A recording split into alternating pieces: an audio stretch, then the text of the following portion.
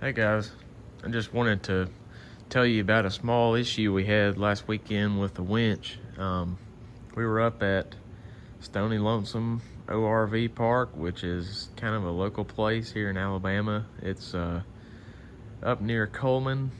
Don't expect you to know where that is, but it's a pretty well-known park. Got some good hills and kind of rocky terrain, so we had a good trip overall out there last weekend, but I did get in a snag and had to winch. And as you can see, the winch is off the Jeep. I've got parts on the way, and I guess we can go over here and actually take a look at what happened. So I was in the Jeep the whole time because it was on a really steep part of the park. We were up on a bank, and I was trying to climb up this rock bluff and ended up having to winch. So had to run about 100 feet, I guess, of winch cable to get to the nearest tree. And I guess the guys did not notice or didn't tell me that my winch cable was run almost all the way out, which I know Warn in the instructions tells you not to do that. Now we know why, because you can see right here, I've got a flashlight. Right there is that screw that was in there, holds on this whole synthetic rope cable thing, and it all mounts to this tiny little screw. And I was running the winch cable all the way out, so all of the force of the Jeep was on this little bolt, and it just sheared it off. And let's see if I can find it. I've got it sitting over here somewhere. Here's the little tiny piece of screw that was left in that hole. So this was in there and sheared it in half. And last night I had to drill this out. Thankfully I got it out, and it looks like the hole is salvageable. I had to clean the threads out. It looks like I can get another bolt in there. So this bolt, this replacement, and there's a little plastic tab that's about 1 inch in diameter that fits in there about like this, that goes on top of that winch cable to keep it secure to this drum right there on the side of the winch. That's all that holds that on. So moral of the story is, I do not recommend winching, especially under a lot of load, with your cable run all the way out, because it will shear that bolt off. I know this is rated for 8,000 pounds. 8. I guess that is under proper use, and I will take responsibility. I don't think this is a Warn defect. They tell you not to winch with the cable all the way out, and but when you're on the side of a mountain, you know, you kind of do what you have to do. Thankfully somebody else there had a winch, and they pulled around me and went up.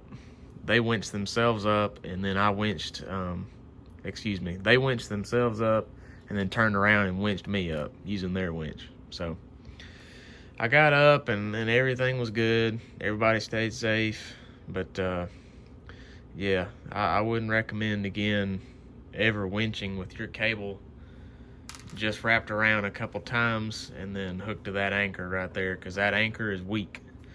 Like this bolt is, you know, just a few millimeters thick. It's nothing. So if you got a 4,500 pound Jeep winching up a rock face, that is not going to hold it.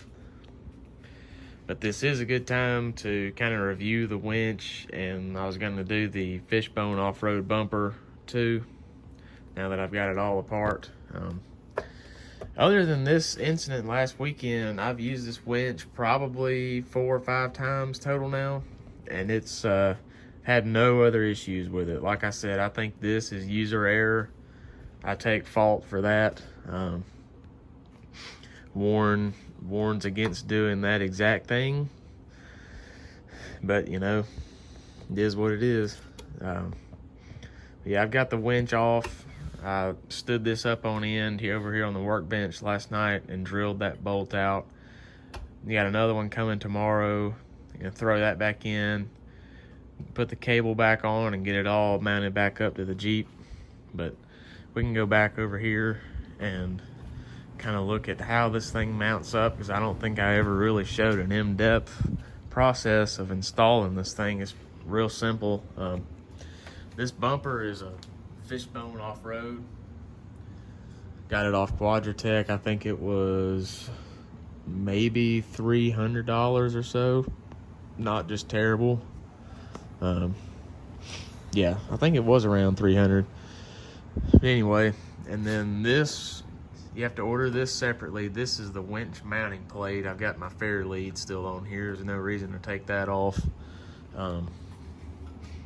This is the mounting plate. I've got it propped up here on an old lift block out of my truck, just so I can get a back socket on this bottom over here to get the winch bolts off. But the winch mounts right here.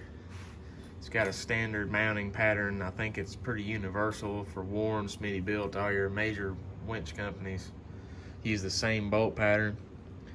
So you set your winch on here.